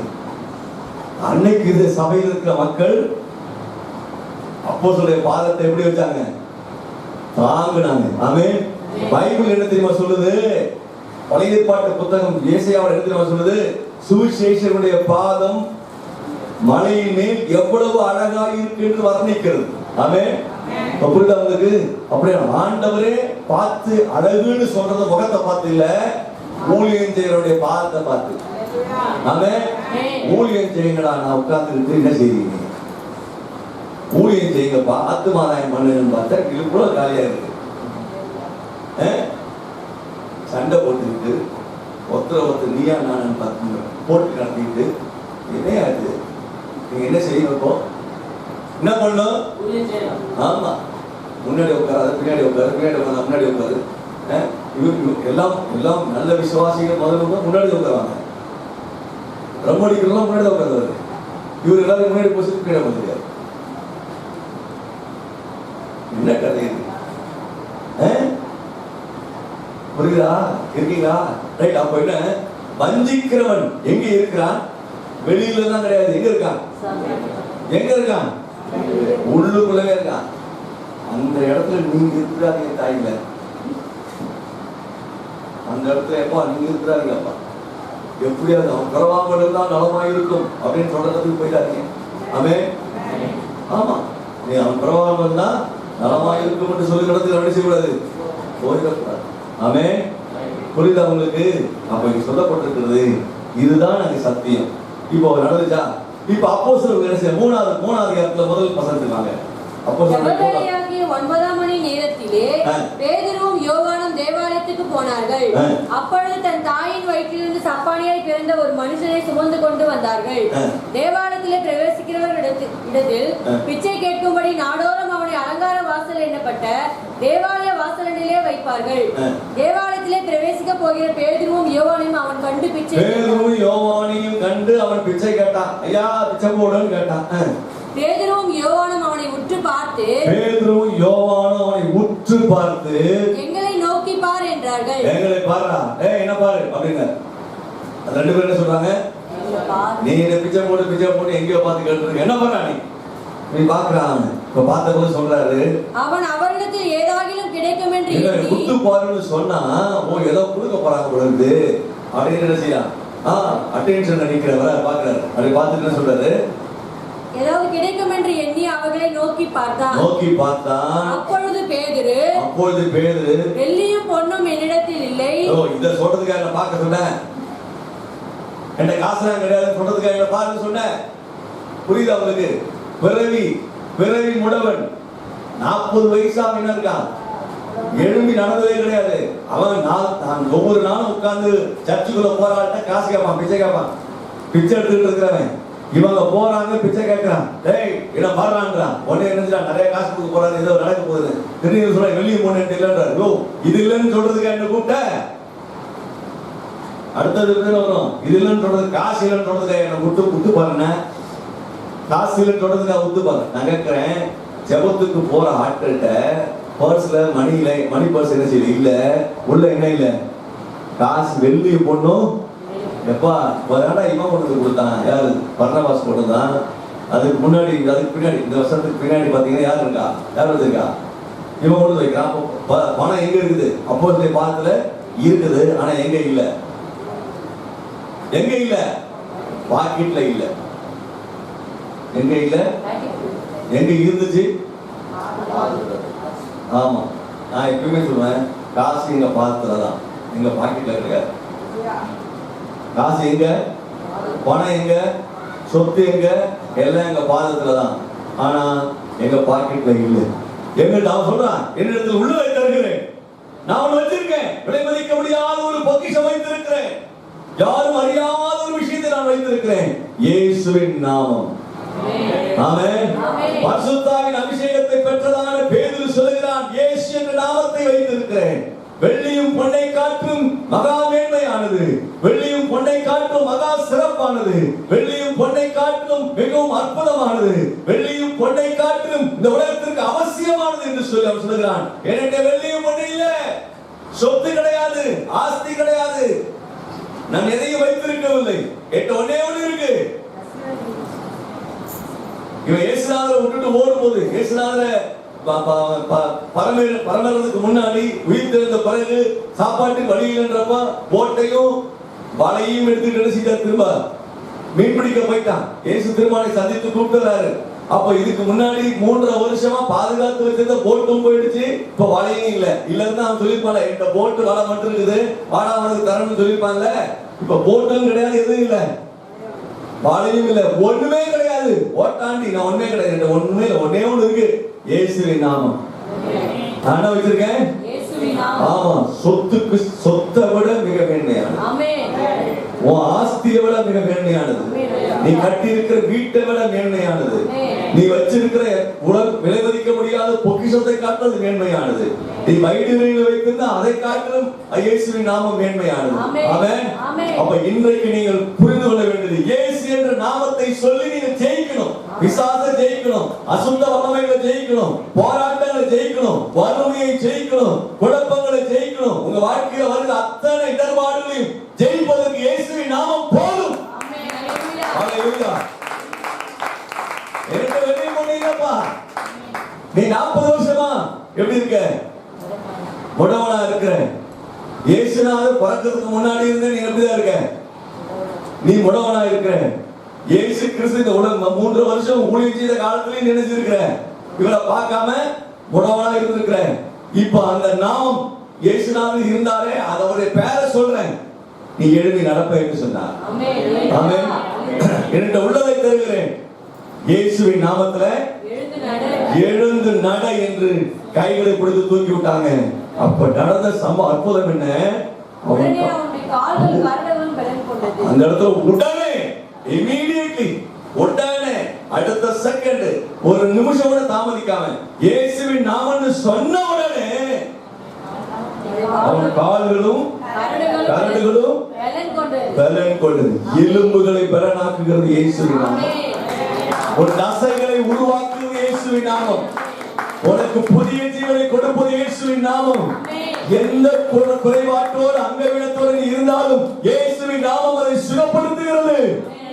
உனக்கு புதிய ஜீவனை கொடுக்கிறது இயேசுவின் நாமம். ஆமென். நீ என்ன தேவையோடு என்ன அங்கவீனத்தோடு நீங்க எங்க உட்கார்ந்திருந்தாலும் சரி, இயேசு என்ற நாமம் உனக்கு புதிய ஜீவனை கொடுக்கிறது. இன்னைக்கு ஒண்ணே ஒண்ணு இருக்கு, வெளியே பொண்ணு இல்ல, சொத்து இருக்கு. சொத்து கொண்டு வந்து பாத்திரம் வச்சுட்டு போயிருக்கானுங்க, அதை நான் பாக்கெட் வச்சு சுத்த முடியும். இந்த மாதிரி ஏழை எளியவர்கள் என்ன செய்யலாம்? பிச்சையா போடலாம். ஆனா பிச்சை போடுறது தினம் நீ வந்து கையேந்துவ, தினம் கையேந்தி படைக்கிற படைப்பு இருக்கும்.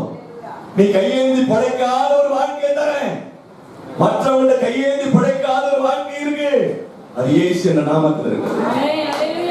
நீ கடங்காரியா உன்னுடைய நகையை தூக்கிட்டு சுத்தாம, கடங்காரியா அண்ணன் தம்பிகிட்ட போய் நிக்காம, நண்பர்கள்ட்ட போய் கடன் வாங்கி நீ வீட்டை காப்பாத்தாம, கடன் வாங்காத இருப்பதற்கு ஒரு நாமம் இருக்குது, அது இயேசுவின் நாமம். கையேந்தி படைக்க வேண்டிய அவசியம் இல்லை. ஹல்லேலூயா. உன் கால், உன்னுடைய கரடு வருடங்கள் இனி நடக்கவே முடியாது என்று சொன்னாங்களே 40 வருஷமா, உன் மூளையை நடக்க மாட்டேன்னு சொல்லியே சப்பானியாக்கி கொண்டு வந்து இறக்கி விட்டுட்டு வாங்குற பிச்சை எடுத்து பொழைச்சானுங்களே. நீ வாங்கி வச்சிருக்கிற பிச்சையிலேயே பிச்சை எடுத்து பொழைச்ச ஆட்கள் இருக்காங்க. இந்த நபர்களுக்கு ஒரு விடுதலை இருக்கு, இந்த வாழ்க்கையில ஒரு விடுதலை இருக்குது, கையேந்தி படைக்கிறது ஒரு விடுதலை இருக்குது. இது எப்போது நாள்தோறும் 40 வருஷமா இந்த இடத்துல உட்கார்ந்து இருக்கிற, பிச்சை எடுக்கிற இடத்துல உட்கார்ந்து இருக்க. இனி நீ இந்த இடத்துல பிச்சை எடுக்க வேண்டிய அவசியம் இல்லை. நீ எழும்பி நட என்று கைகளை பிடித்து தூக்கி விட்டார்கள். அவன் எழும்பி நின்று நடந்து துதித்து அவன் அப்போஸ்தலருக்கு பின்னாடி போனான். இதுல ஒரு ரகசியம் இருக்கு. எங்க கைய பிடிச்சுக்கிட்டு நீங்க நடந்தீங்கன்னா நீங்க பிச்சை எடுக்க வேண்டிய அவசியம் இல்லை. எங்க கையை உதறிட்டு நீ நடக்கணும்னு நினைச்ச சாகர நீ பிச்சை எடுத்து தான் படுக்க. இது இந்த ஸ்தல போதகருக்காய் சொல்லுகிறேன். இந்த ஸ்தல போதகர் அதை அந்த அனுபவத்தை அனுபவிக்கணும். எந்த விசுவாசி ஊழியக்காரனை நம்பி என் பாஸ்டர் எனக்காக ஜெபம் பண்ணுவாரு, எனக்காக விண்ணப்பம் பண்ணுவார், ஐயா என் பிரச்சனை இது, என் போராட்டம் இதுன்னு சொல்லி ஜெபித்து வந்த எந்த நபரையும் தேவன் கைவிட்டதாக நான் அநேகரை என்னுடைய வாழ்க்கையில் நான் பார்த்திருக்கிறேன். என் கூட கைகோத்து நிற்கிறவர்கள் கடனாளியா இருந்ததில்லை. என் கூட கைகோத்து நின்றவர்கள் ஆசீர்வதிக்கப்படாமல் இருந்ததில்லை. என் கூட கைகோத்து நின்ற எத்தனையோ மக்களை கை தூக்கி தான் வைத்திருக்கிறார். நான் அதுக்கு சொல்லுவேன், என் கூட இருக்கிற ராஜதுரை, சிவநேசன், அவங்களாம் நிறைய கஷ்டத்துல வந்தவங்க. ஆனா கை கொடுத்து கொஞ்ச நாள் கூட ஊழியத்தில் வந்த பிறகு இப்போ சிவநேசன் தான் சொந்தமா ஊழியம் செய்கிறார். இப்போ இந்த இதுவரையிலும் பிபிஎஸ் நடத்தாத ஒரு மனுஷன் இன்னைக்கு போய் என்ன நடத்துறாரு, இந்த மாதர் பக்கத்துல பிபிஎஸ் நடத்திருக்காரு. கைவிடு, எங்கள் கைகளை பிடித்து நாங்கள் கைவிடுத்து தூக்கின எந்த நபரும் உடவனாய் வாழ வேண்டிய அவசியமே இல்லை. நிறைய பேர சாட்சி சொல்லுவேன், நிறைய பேர் சொல்லுவேன். ஆமையா ஊழியத்தில் முடிச்சுட்டு வந்த போது உங்க போதகர் உங்க பாஸ்டர் எங்க கைகளை பிடிச்சா நடந்தாரு. உன்னதான் சொல்றேன் இல்ல, உண்மைதானையா? பைபிள் படிச்சு முடிச்சுட்டு வந்த பிறகு எஸ்எம்ஏ பிரேயர் ஆரம்பிச்சப்போ எங்கள் கைகளை பிடித்து கொண்டுதானே ஊழியத்தை ஆரம்பிச்சு நடத்துறாரு. இன்னைக்கு ஆசீர்வாதம் பார்த்துருக்காரு. ஊழியக்காரருடைய கைகளை பிடித்து நடக்க பழங்க, உதறி விட்டு நடக்க பழகாதீங்க. நீங்க நடக்க மாட்டீங்க. எங்கள் கைகளை நீங்கள் உதறுவீர்களானால் நீங்கள் முடம்தான். எங்கள் கைகளை பிடித்துக் கொண்டால் உங்கள் கால்களும் கரடுகளும் முடமாக இருக்கிறது, நடக்கவே முடியாது, இனி வேலைக்கு ஆகாது, இனி முடியவே முடியாதுன்னு சொல்றது கூட எழுப்பி நடப்பீங்க. ஆசீர்வாதம். ஹல்லேலூயா.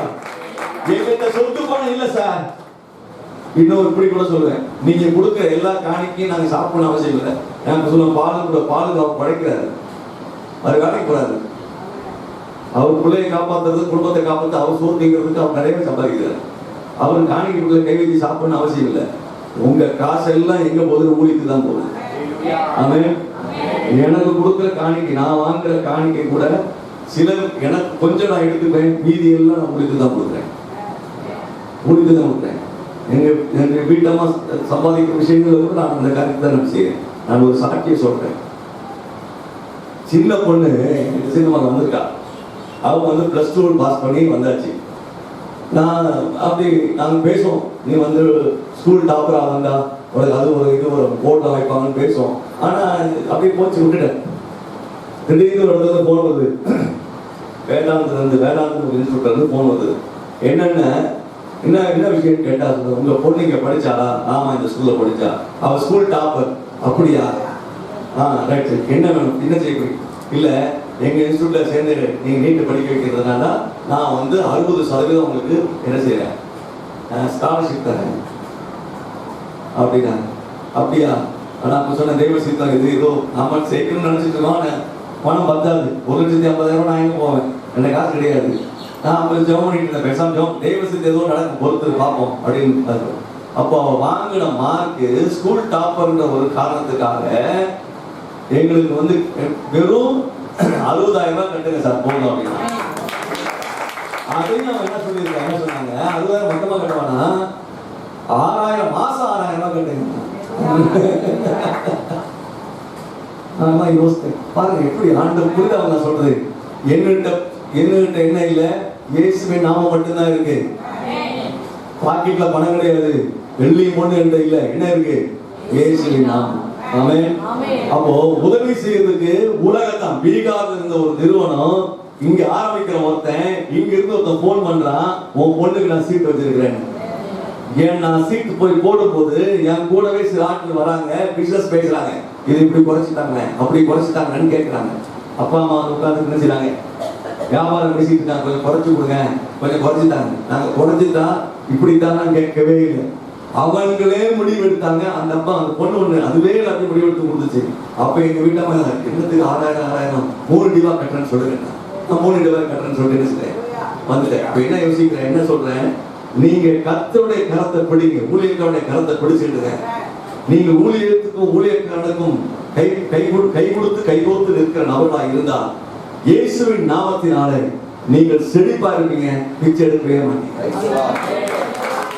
கர்த்தருடைய நாமத்தினாலே சாட்சியோடு சேர்ந்து உங்களுக்கு சொல்றேன், இயேசு என்ற நாமம் பிசாசை விரட்டும், அசுத்த வல்லமைகள் விலகும், தரித்திரம் விட்டு ஓடி போகும், இயற்கைக்கு அப்பாற்பட்ட அற்புதங்கள் நமக்கு நடக்கும். கொடுக்காதவன் கொடுப்பான், செய்யாதவன் செய்வான். நம்மளை கண்டாலே அவனை கொடுக்க கூடாது, செய்யக்கூடாது நினைக்கிற அந்த அசுத்தாவே அவனை விட்டு விலகி போகும். கர்த்தர் பெரிய காரணம் நம்மை கொடுக்கும். தேவனால் எல்லாம் கூடும், தேவனால் எல்லாம் கூடும். ஆமென், ஹல்லேலூயா. நீங்க உங்களுடைய சொத்துக்களின் பின்னாடி சுத்தாதீங்க, உங்களுடைய ஐஸ்வர்யத்தின் பின்னாடி சுத்தாதீங்க. எனக்கு இது இருக்கு அது இருக்கு நான் சொல்லிட்டு தெரியாதீங்க. எனக்கு இயேசுநாதர் மட்டும்தான் இருக்காருன்னு சொல்லுங்க. எனக்கு இயேசுநாதர் மட்டும்தான் இருக்கிறாருன்னு சொல்லு. சொத்து இருக்குது, வீடு இருக்கு, வாசல் இருக்கு, நான் இவ்வளவு சொத்து, அவங்க பெரிய பங்களா, இது அதெல்லாம் குப்பை. நீ போகும்போது கூட உங்க கூட வராது, அதெல்லாம் பேப்பர்ல தான் இருக்குது. நாளைக்கு அந்த இடத்துல வேற ஏதாவது வருதுன்னு கவர்மெண்ட் சொன்னாலும் சரி, தூக்கி வெளியே தூக்கி போடுறோம், இடிச்சு குப்பை மேடம் ஆயிடும். ஒரு நிலாதூர் வந்துச்சுன்னு வச்சீங்களேன், குப்பை மேடம் மாறிடும். அவன் இருக்கிறவரை சந்தோஷமா வாழப்படுது, இருக்கிறவரை நல்லா சாப்பிடு, இருக்கிறவரை சபைக்கு உண்மையாயிரு, இருக்கிறவரை ஊழியத்துக்கு உண்மையாயிரு. ஊழியக்காரனை கையப்படி, நீ தரித்திரம் பிடிச்சு அலைய வேண்டியதில்லை, பிச்சை எடுக்க வேண்டிய அவசியம் இல்லை. ஹல்லேலூயா, ஹல்லேலூயா. ஊழியக்காரனை பகைச்சி வெறுத்து ஒன்றும் அழைக்காது. ஆமென். அதனாலதான் நீ பெரிய பெரிய சபைகள் இருக்கு, சிபிஎம், ஐபிசி, இப்படி பெரிய பெரிய சபைகள்லாம் பாருங்க, எல்லாம் யாரை பிடிச்சுவாங்க, ஊழியக்காரன் பிடிச்சுவாங்க. புரியுதா உங்களுக்கு?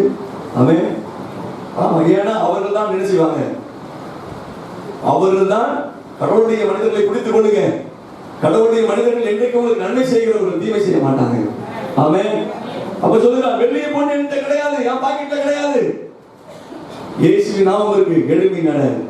40 வருஷம் நின்று நடக்க பக்கு இல்லாதவன், பலன் இல்லாதவன், எல்லாரும் நொண்டி நொண்டி என்று சொல்லி அசிங்கப்படுத்தி அவமானத்தை சந்தித்தவன் இப்போது சொல்லுகிறான், யார் யார் செய்தது? இவர்கள் தான் என்னை சுகப்படுத்தினார்கள். என்ன எப்படி செய்தாங்க? இயேசு என்ற நாமத்தினால் என்னை சுகப்படுத்தினார்கள். அவன் பின்வருகிற காலத்தில் சாட்சி சொல்லுகிறான், 4ஆம் அதிகாரத்துல அவன் சொல்லுகிறான், இயேசு என்ற நாமத்தை சொல்லி எனக்கு என்ன செய்தாங்க? சுகம் கொடுத்தாங்க. இயேசு என்ற நாமம் தான் என்ன செய்தது? எழுப்பி நிற்க வைத்தது. நீங்க சொல்ல வேண்டிய சாட்சி, இயேசு என்னை வாழ வைத்தார். இந்த மாடு இல்லைன்னா நான் பொழைச்சிருக்க மாட்டேன், இந்த மாட்டு பாலை வச்சுதான் நான் பொழைக்கிறேன், நான் இந்த ஆட்டு பாலை வச்சுதான் பொழைக்கிறேன், இந்த மண்ணை வச்சுதான் பொழைக்கிறேன், எனக்கு ஒரு காணி இருக்குது அதை வச்சுதான் சோத்திக்கிட்டு இருக்கிறேன், எனக்கு இந்த வேலை இருக்குது இதை வச்சுதான் சோத்திக்கிறேன். சோத்துல மண்ணை போட்டுக்காத, இயேசுநாதர் மட்டும்தான் அவன் சோத்துறான். ஆமென். உன் திறமை, உன் புத்திசாலித்தனம், உன்னுடைய மூளை ஒன்னும் உதவாது, வேலைக்காவாது. உன் மூளையை சரி பண்ணிக்க, உன் மூளையை சரி பண்ணிக்க. என் புத்திசாலித்தனத்தை தான் நான் செஞ்சிட்டு இருக்கேன்னு நினைக்காத, எதுவும் நடக்காது. இயேசு என்னை ஆசீர்வதித்திருக்கிறார். என்ன பொறுத்தவரை சொல்லுவேன், எனக்கு இருக்கிற பேச்சு திறமைக்கு, என்னுடைய இதுக்கு நான் ஆரம்பத்திலே சொல்லுவேன், விசிட்டிங் கார்டே போடாம நான் பொழைக்க எனக்கு வாய்ப்பு இருக்கு. எத்தனையோ வேலையை செஞ்சிருப்பேன், ஆனா அது இல்ல, என்னுடைய பிழைப்பு இயேசுவின் நாமத்தை சொல்லுகிறது என்பதை நான் கண்டுபிடித்தேன். அதனாலதான் கர்த்தரை ஆசீர்வதித்திருக்கிறார். ஆமென், ஹல்லேலூயா. எனவே கர்த்தருடைய ஆசீர்வாதம் எங்கே இருக்கிறது சொன்னா, எந்த இடத்துல இருக்குன்னா இயேசுவின் நாமம். ஹல்லேலூயா. அப்போ 50வது நாள் பரிசுத்த ஆவியானவர் இறங்கி கிரியை செய்து, ஒரு பெரிய அபிஷேகத்தின் வல்லமை கிரியை செய்த பிறகு, பரிசுத்த ஆவியின் வல்லமையை பெற்ற பிறகு இங்கே நடக்கிற காரியம் என்ன? திருச்சபைக்குள்ளே தேவன் அற்புதங்களை செய்ய ஆரம்பித்தார். ஆமென். அப்ப முடவன் மானை போல துள்ளி நடந்தான். பரிசுத்த ஆவியின் அபிஷேகத்தை பெற்ற பிறகு சொத்துக்களை கொண்டு என்ன செய்தாங்க? அப்போஸ்தலரை பார்க்கல வைத்தாங்க. இப்ப என்ன பண்ண போறீங்க? எனக்கு ஏதியா சொத்து, நீ சொத்தெல்லாம் விற்க வேணாம், வித்து உனக்கு கூட கேட்க மாட்டேன். முதல்ல இங்க வந்து உட்கார்ந்து, எனக்கு யார் தெரியுமா, எங்க அண்ணன் யார் தெரியுமா, எங்க மாமன் யார் தெரியுமா, என் ஊர் யார் தெரியுமா, இந்த கதையெல்லாம் விட்டுட்டு எனக்கு ஒண்ணுமே இல்லை இயேசுநாதர் தான் சொல்லி ஜீரோ வாக்கு உடைய கர்த்தர் ஆசீர்வதிப்பார். நீங்க வந்து உட்காந்துக்கிட்டு எனக்கு அண்ணன் இருக்கான், மச்சான் இருக்கான், மாமா இருக்கான், நான் ஊர்ல பெரிய ஆளு, நான் தான் பஞ்சாயத்து, இந்த கதையெல்லாம் வேலைக்கு வருது. இதெல்லாம் ஒரு நாளைக்கு சில பஞ்சாயத்து சொல்றவனுக்கு படுக்கிறதுக்கு பாய் கூட கிடைக்காது. புரியுது உங்களுக்கு? கடவுளை நம்பினா இப்படி சொல்ல, என்னை பொறுத்தவரை நாம் ஆண்டவர் இயேசு என்ற நாமத்தை பிடித்துக் கொண்டால் நாம் தெருவிலே நம்முடைய ரத்தம் சிந்தப்படாது. நாம் இந்த உலகத்தில் ஆசீர்வாதமானதாக இருப்போம். நமக்கு எல்லாத்தையும் கர்த்தர் வடிவமைத்து வைத்திருப்பார். ஒருபோதும் சத்துரு நம்மளை தொட முடியாது. பரிசுத்த ஆவியானவர் நமக்கு பலனாய் நிற்பார். பரிசுத்த ஆவியுடைய வல்லமை நமக்கு இருக்கும். அது மட்டும் தெய்வ சித்தம் மட்டும்தான் நம்முடைய வாழ்க்கையில் நடக்கும். கர்த்தர் ஒருபோதும் நம்மளை கைவிடவே மாட்டார். ஹல்லேலூயா, ஹல்லேலூயா, ஆமென். அப்படியானால் இந்த நாளில் நீங்கள் புரிந்து கொள்ள வேண்டிய மிக அழகான ஒரு சத்தியம் சொல்றார். வானத்தை அண்ணாந்து பாருங்க, என்ன செய்யாதீங்க? வானத்தை என்ன செய்யுங்க? வானத்தை அண்ணாந்து பாருங்க. எதை பார்க்காதீங்க? என்ன பார்க்காதீங்க? அப்போ அப்போஸ்தலர்கள் மாதிரி திருச்சபை, ஆதி திருச்சபை மாதிரி நம்முடைய கண்களை எங்க பார்க்கட்டும்? எங்க பார்க்கட்டும்? இயேசுநாதர் வருகையை பார்க்கட்டும். பன்றி மாதிரி நீங்க சொல்லத்தான், நான் சொல்ல. எதை பார்க்காதீங்க? இப்ப நீங்க என்ன ஜாதி? நீங்களே சொல்லுங்க. அப்போஸ்தலர் ஜாதியா? அப்போஸ்தலர் ஜாதியா? வானத்தை அண்ணாந்து பார்க்கிற அப்போஸ்தலர் ஜாதியா? இல்ல பூமியை பார்க்கிற நீங்க? அப்ப அப்போஸ்தலர் ஜாதி சொல்றோம்னா பக்கத்துல இருக்க சொல்லுங்க, நாம ஏன் பன்றி ஜாதி? நம்ம அப்போஸ்தலர் ஜாதி சொல்லுவோம். நான் சொன்னது சொல்லணும் அப்படியே. நாம ஏன் பன்றி ஜாதி? நம்ம அப்போஸ்தலர் ஜாதி சொல்லுவோம். உண்மைதானா? ஜெபம் பண்ணலாமா? 7 நிமிடம்.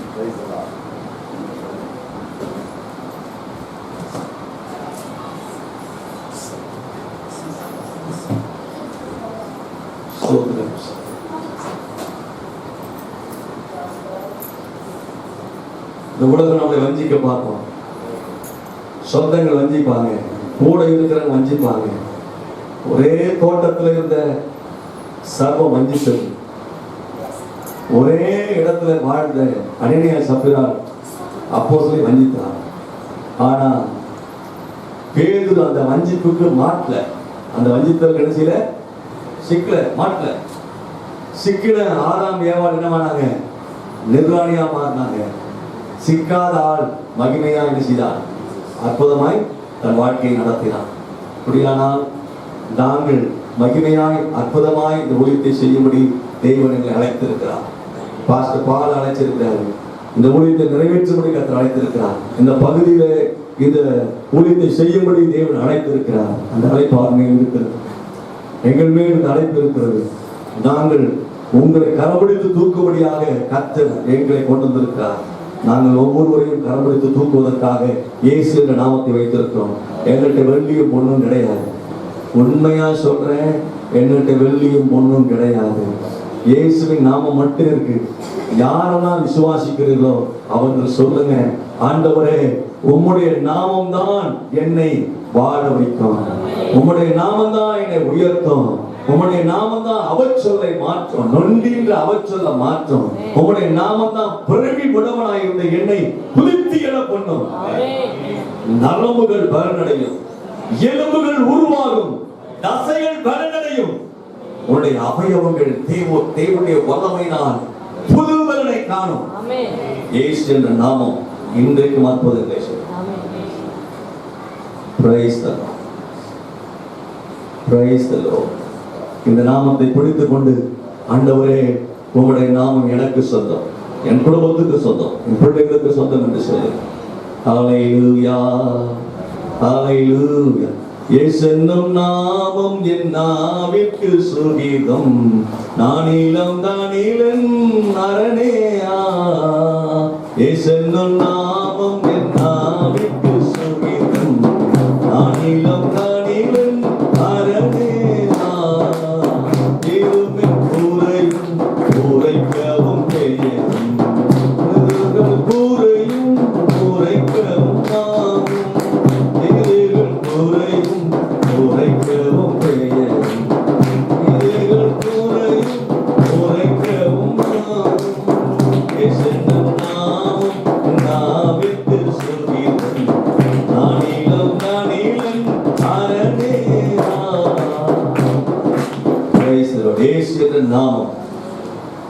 கிடைத்திருக்கிறது. அல்லேலூயா. நான் உங்களுக்காக ஜெபம் பண்ண போறேன். நீங்கள் தலைகளை வணங்கி ஒன்றை மாத்திரம் சொல்றோம். லோகம் வேண்டாம், ஒன்று வேண்டாம், போதும் இயேசு எனக்கு. நீங்க சொல்ல வேண்டியது என்னது? லோகம் வேண்டாம். சொல்லுங்க பாப்போம். போதும் இயேசு எனக்கு. லோகம் வேண்டாம், ஒன்று வேண்டாம், இயேசு எனக்கு போதும். ஆமென். ஹல்லேலூயா. இதை நீங்கள் எப்போதும் சொல்லிட்டு இருக்கேன். கர்த்தர் நம்மை ஆசீர்வதிக்கிறவராக நான் உங்களுக்காக ஜெபிக்க போகிறேன். அன்பின் ஆண்டவரே, தருமையான காலை இதயத்துல கை வைத்து ஆண்டவருக்கு ஒப்பு கொடுத்து நில்லுங்க. நீங்க பூமியை பார்க்கிற நபரா இருக்கக்கூடாது, வானத்தை பார்க்கிற நபரா இருக்கணும். அன்பின் ஆண்டவரே, நீர் என்ன சத்தியத்தை சொல்ல முடியும் மக்களுக்கு சொன்னீரோ அவைகளை ஒன்று நான் பிரசங்கித்திருக்கிறேன். பரிசுத்த ஆவியான பிள்ளைகளுக்கு உதவியாகும். ஆண்டவரே, தொடர் செய்தியாய் பிரசங்கித்துக் கொண்டிருக்கிறேன். கர்த்தாவே, உங்களுடைய மக்கள் இந்த நாட்களில் 50வது நாள் பரிசுத்த ஆவியுடைய அபிஷேகத்தை பெற்ற பிறகு அடுத்த வாரத்துல அடுத்த நாட்களில் தொடர்ந்து நடக்கிற நிகழ்வு. ஆண்டவரே, கர்த்தாவே, முடவனை அவர் எழுப்புகிறார்கள். ஆண்டவரே, திருச்சபையில கொண்டு வந்து ஆண்டவரை ஸ்தோத்திரம், ஆண்டவரை காணிக்கை கொண்டு வந்து வைக்கிற அந்த செய்தியை நாட்களில் நாம் பார்த்தோம். இன்றைக்கு ஆண்டவரே ஸ்தோத்திரம், ஆண்டவரை விசுவாசிகள் அப்போஸ்தலர்களாகிய எங்களை ஊழியக்காரர்களை கரங்களை பிடித்து பாட கற்றுத்தாரும். ஆண்டவரே, ஊழியத்தின் மேல் பொறாமை கொள்ளக்கூடாது, ஊழியக்காரர்களை உதாசீனம் பண்ணக்கூடாது. ஆண்டவரே, நேசிக்கிற மனிதர்களாய் மாற்றும். ஆண்டவரே, ஊழியத்தை நேசிக்கிற மனிதர்களாய் மாற்றும். ஊழியர்களை நேசிக்கிற மனிதர்களாய் மாற்றும். தங்களுடைய சுய இச்சையை நிறைவேற்றுகிறவர்களாய் அல்ல, தேவனுடைய சித்தத்தை நிறைவேற்றுகிற விசுவாசிகளாய் நீர் மாற்று. எங்களுக்கு கொடுத்திருக்கிற யாதொன்றையும் நாங்கள் ஆண்டவரே நீர் ஜெபம் பண்ணும்போது சொல்லுகிறேன், ஒன்றும் அவமாய் போகாதபடிக்கு நீ காத்துள்ளது என்று சொல்லி நீ சிலுவைக்கு போறதுக்கு முன்னாடி அப்போஸ்தலர்களுக்காக ஜெபம் பண்ணினது போல நாங்கள் இந்த விசுவாசிகளுக்காக ஜெபிக்கிறோம். ஒன்றும் அவமாய் போகாதபடிக்கு ஆண்டவர் நீர் எங்கள் கைகளில் தந்த ஒரு ஆத்துமாவும் அவமாய் போகாதபடிக்கு நீ காத்துள்ளபடியாய் வேண்டுகிறேன். வந்திருக்கிற வாலிப பிள்ளைகளுக்காய் ஸ்தோத்திரம், சகோதரிகளுக்காய் சகோதரமார்களுக்காய் வயதானவர்களுக்காய் ஜெபிக்கிறேன். இயேசுவின் நாமத்திலே சுகமும் ஆரோக்கியமும் இருக்கட்டும். இயேசு என்ற நாமத்திலே சுகத்தை சொல்லுகிறேன். இயேசு என்ற நாமத்திலே விடுதலை சொல்லுகிறேன். இயேசு என்ற நாமத்திலே பிசாசின் வல்லமையை பார்த்து அப்பாலே போய் என்று விடுகிறேன். இயேசு என்ற நாமத்தினாலே சபைக்கு ஒரு ஆசீர்வாதத்தை சொல்லுகிறேன். இயேசு என்ற நாமத்தினாலே மக்களை ஆசீர்வதிக்கிறேன். இயேசு என்ற நாமத்திலே உயிர்மீச்சி உடைய பிள்ளைகளுக்கு கட்டவிழ்கிறேன். ஆண்டவரே, இயேசுவின் நாமத்தினாலே ஒரு விடுதலையை மக்களுக்கு சொல்கிறேன். சத்துரு உள் பிரவேசிப்பது இல்லை என்று வேதங்களுக்கு சொல்லுகிறபடினாலே திருச்சபை உம்முடைய சபை. ஆண்டவரே, என் சபையை நான் கட்டுவேன், பாதாளத்தின் வாசல் அதை மேற்கொள்வதில்லை என்று பேதுருக்கு சொல்லி அவனை ஆசீர்வதித்தீர். ஆமாண்டவரே, எங்கள் தேவன் எங்களுக்காக கொடுத்த யாதொன்றையும் சத்துரு தொட முடியாது. எனவே உங்களுடைய கரத்தில் அர்ப்பணித்து ஜெபிக்கிறோம். சமாதானமும் நன்மையும் இருக்கட்டும். நீர் ஆண்டவரே ஊழியக்காரரை ஆசீர்வதித்திருக்கிறதுக்காக நன்றி. ஆண்டவரே, பாசப்பாளரை ஆசீர்வதியும், மகனையும் மகளையும் கர்த்தர் ஆசீர்வதியும், தாயாரை ஆசீர்வதியும், மற்ற சகோதரிகளை கர்த்தர் ஆசீர்வதியும். இயேசுவே, மகனுடைய எதிர்காலம் உம்முடைய கரத்தில் இருக்கிறது. சத்துரு ஒருபோதும் தொட முடியாது. பரிசுத்த ஆவியானவர் முழு ஆளுகைக்கு மகனை ஒப்புக் கொடுக்கிறேன். ஆண்டவரே, உடன் ஊழியத்திருக்கிற ஐயாவுக்காக, அவருடைய குடும்பத்துக்காக, ஆண்டவரே பெண்ணிக்காக ஜெபிக்கிறேன். இயேசுவின் நாமத்திலே அவருடைய வாழ்க்கையில் இருக்கிற தடைகள், போராட்டங்கள், பிசாசின் கிரியைகள், அசுத்த வல்லமைகளை இயேசுவின் நாமத்தினாலே சபித்து கட்டுகிறேன். மரித்து அடக்கம் பண்ணப்பட்ட 3ஆம் நாள் உயிர்த்தெழுந்து இயேசுவின் நாமத்தினாலே பிசாசின் தலையை கல்வாரி சிலுவையிலே நசுக்கின இயேசுவின் நாமத்தினாலே 2ஆம் மரணமாகிய அக்கினியும் கந்தலும் எரிகிற கடலை பிசாசுகளுடைய தூதர்களுக்கும் ஆயத்தம் பண்ண போகிற அந்த சர்வவல்லமை நாமத்தினாலே எல்லா சத்துருவின் வல்லமையும் சபித்து கட்டுகிறேன். பயந்து என்று விடுகிறேன். பரிசுத்த ஆவியானவர் முற்றிலும் சபையை ஆளுகை செய்யும். பரிசுத்த ஆவியானவர் ஊழியர்களை ஆளுகை செய்யும். பரிசுத்த ஆவியானவர் விசுவாசிகளை ஆளுகை செய்யும். பரிசுத்த ஆவியானவர் வாலிபர்களை ஆளுகை செய்யும். நம்முடைய ஆளுகைக்கு ஒப்புக் கொடுக்கிறேன். ஆண்டவரே, சமாதானம் நன்மை இருக்கட்டும். இயேசுவின் நாமத்தில் பிதாவே.